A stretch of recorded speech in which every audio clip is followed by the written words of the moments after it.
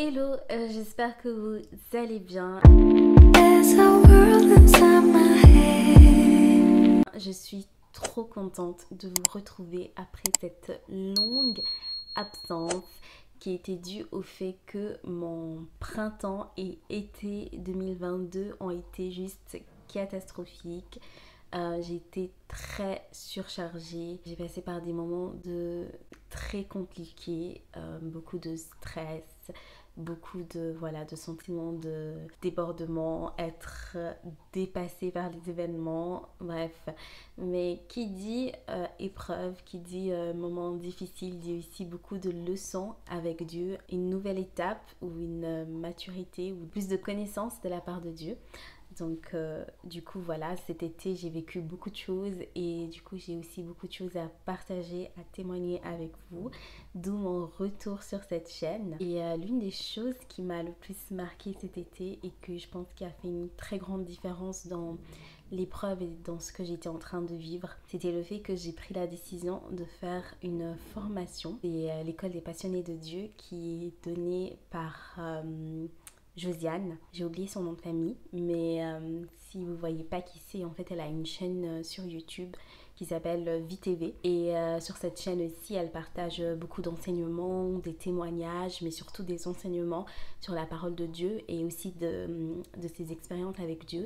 C'est une chaîne qui est très riche, qui est vraiment très édifiante et ça a été aussi une des sources d'inspiration pour que je puisse aussi créer cette chaîne. Du coup ça fait longtemps en plus qu'elle est sur YouTube et longtemps qu'elle propose cette formation et ça fait aussi longtemps que je la suis et j'avais toujours vu ces formations mais j'avais quand même certains préjugés à donner des formations sur YouTube parce que aujourd'hui malheureusement dans le monde chrétien il y a un peu de tout. Il y a des gens qui ont vraiment des ministères sérieux et qui sont vraiment appelés et inspirés par Dieu.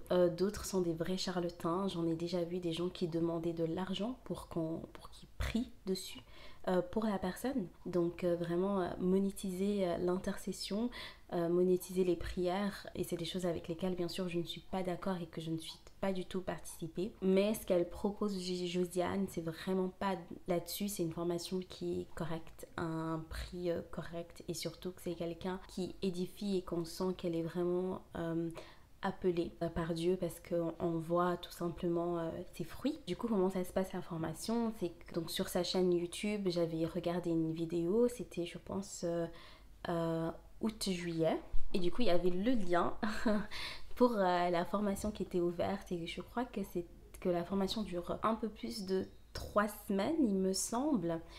Elle est payante, il y a 3 forfaits. Et moi j'avais bien sûr pris le forfait de base. En tant qu'étudiante on n'a pas des fortunes. Mais il me semble aussi qu'elle propose un prix pour les étudiants. Mais c'est vrai que j'ai pas fait les démarches. Du coup le prix il me semble que c'était de 50 € ou 49. Mais par là autour dans ces eaux-là. Et ensuite voilà je me suis inscrite à la formation. Et puis quand la formation commence elle s'est organisée en plusieurs modules. Et en fait à chaque module tu as énormément de matériel, énormément d'informations sur diverses formes. Donc il y a des audios, il y a des liens pour ses vidéos parce qu'elle a aussi une chaîne principale mais elle a aussi une chaîne privée qui est en lien avec cette formation. Et du coup, tu as aussi des audios et les PDF, bien sûr, avec des lectures. Elles sont toujours accompagnées de versets bibliques très bien expliqués et aussi avec des petits exercices pratiques, des questionnements à se faire.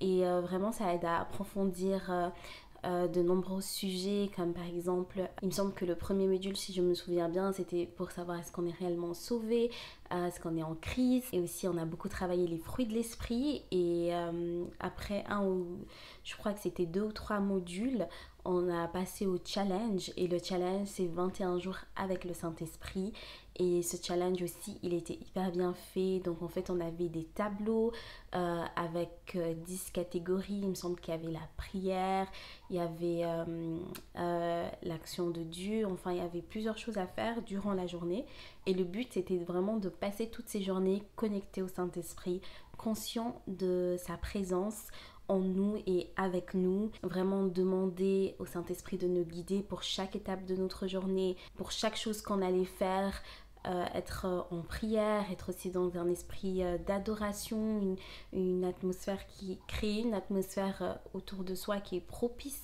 à la manifestation et à l'écoute du Saint-Esprit. En plus, le soir, du coup, on devait faire les bilans pour savoir un petit peu comment notre journée s'est passée, qu'est-ce qui a marché ou pas. Et du coup, on avait un groupe WhatsApp avec toutes les personnes qui participaient au challenge. Et c'était super parce que tu pouvais toi-même partager ton bilan, mais aussi écouter les bilans des autres. Et ça, j'ai trouvé génial. C'est une des choses aussi qui m'a la plus édifiée, c'était d'écouter le bilan des autres et aussi voir ta propre progression, mais aussi accompagner celle des autres. Je pense que quand on passe par des moments qui sont plus compliqués, quand on est dans des saisons de notre vie où justement on est un peu plus stressé, un peu plus débordé, c'est hyper important de ne pas se laisser aller et d'aller rechercher la force, la sagesse, la persévérance en Christ. Et moi justement, la personne du Saint-Esprit, c'était dans la Trinité, l'une des personnes avec lesquelles je me sentais le moins proche, parce que j'ai grandi et évolué en tant que chrétienne dans une église où le Saint-Esprit n'avait pas du tout une place prépondérante. C'était plus tout simplement quelqu'un qui t'aide à comprendre la Bible et c'est tout, il me semble. Moi j'avais vraiment l'impression que le rôle du Saint-Esprit c'était seulement celui-là, de m'aider à comprendre la Bible, alors que le Saint-Esprit c'est bien plus, et que c'est vraiment genre un coach, un ami, un soutien et juste indispensable. Mais comme chaque personne de la divinité, chaque personne de la Trinité est vraiment genre indispensable, le Saint-Esprit l'est aussi. Mais le problème c'est que je pense que vu que le Saint-Esprit c'est un petit peu la partie la moins abstraite de la Trinité, on a beaucoup du mal à le cerner, à le comprendre. Il y a très peu aussi d'enseignements là-dessus. Et c'est aussi un peu la partie plus surnaturelle de Dieu, même si Dieu en lui-même est surnaturel. Mais je pense qu'on a peut-être beaucoup plus peur de se lier ou de laisser le contrôle au Saint-Esprit parce que voilà, on a peur. En tout cas c'était mon cas. Ces challenges m'a aidé à prendre conscience de plusieurs choses. La première chose, c'était qu'en fait, je n'arrivais pas à faire le challenge parce qu'en fait, il y avait des méditations le matin, ensuite il y avait plusieurs lectures, j'avais pris du retard dans les modules et ouais, parce que chaque module, c'était vraiment des PDF qui avaient beaucoup de contenu, des 12-30 pages, il me semble que c'est le maximum que j'ai vu. Donc c'est quand même beaucoup de lectures, des versets bibliques, des exercices. Donc comme Josiane l'avait elle-même dit, il fallait en tout cas réserver 1 heure. Et moi cette période-là, juillet, août, c'était la période juste avant où j'étais en train de me préparer pour mes examens de rattrapage. Et j'en avais 9. 9 examens de droit, c'est juste énorme. Surtout que parmi ces 9 examens, il y en avait 3 qui étaient des examens annuels. En fait, 2 qui étaient des examens annuels, donc vraiment de la matière de toute une année. Et un qui était un examen qui est sur 3 semestres, donc 1 an et demi de matière. Et bien sûr, bref, j'étais complètement débordée. J'avais fait un planning qui était hyper strict et tout à coup, je me retrouvais dans une formation où on me poussait à justement laisser guider par Dieu. Laisser guider par le Saint-Esprit, laisser que le Saint-Esprit te dise comment organiser tes études, que le Saint-Esprit te dise comment organiser ta journée. Donc pour moi, ça a été vraiment un très gros challenge et surtout de prendre conscience qu'en fait, j'avais commencé mes plannings, je les ai fait sans prier avant, sans demander l'opinion du Saint-Esprit. En fait, dans mes études, je suis très très indépendante de Dieu et je n'ai pas le réflexe avant de commencer, même si j'ai pris conscience de ça, j'ai toujours pas le réflexe d'avant de commencer, de demander l'aide du Saint-Esprit, mais surtout de demander aussi au Saint-Esprit comment est-ce que je travaille, comment est-ce que tu me guides, qu'est-ce qui est le plus important, enfin de vraiment genre, oui, faire un travail ensemble et pas juste faire les choses, faire les choix et ensuite demander au Saint-Esprit de bénir ce que tu as fait. Et le fait que je n'arrivais pas du tout à mettre Dieu en priorité, puisque j'arrivais pas à suivre le rythme. Les bilans le soir, j'arrivais plus ou moins à le faire, mais pas tout à fait. Mais sinon, le reste, les méditations, je les faisais peut-être une fois tous les 3 jours. Et en fait, je voyais toujours les gens qui étaient très actifs, malgré le fait qu'ils travaillaient. Il y avait des mamans, il y avait des gens qui étaient vraiment aussi occupés que moi, mais pourtant ils arrivaient toujours à dégager cette 1 heure par jour pour se consacrer à sa vie spirituelle. Et c'est surtout à la fin du bilan que j'ai pris conscience de ça, parce qu'à la fin du bilan, à la fin de la formation, on a fait un bilan de toute la formation, de tout ce qui avait changé, de comment on avait vécu. Et j'ai vu vraiment que ceux qui ont joué le jeu et qui se sont mis vraiment sérieusement, il y a eu des avant et après, il y a eu des vraies rencontres avec le Saint-Esprit, des vraies prises de conscience, des vraies révélations.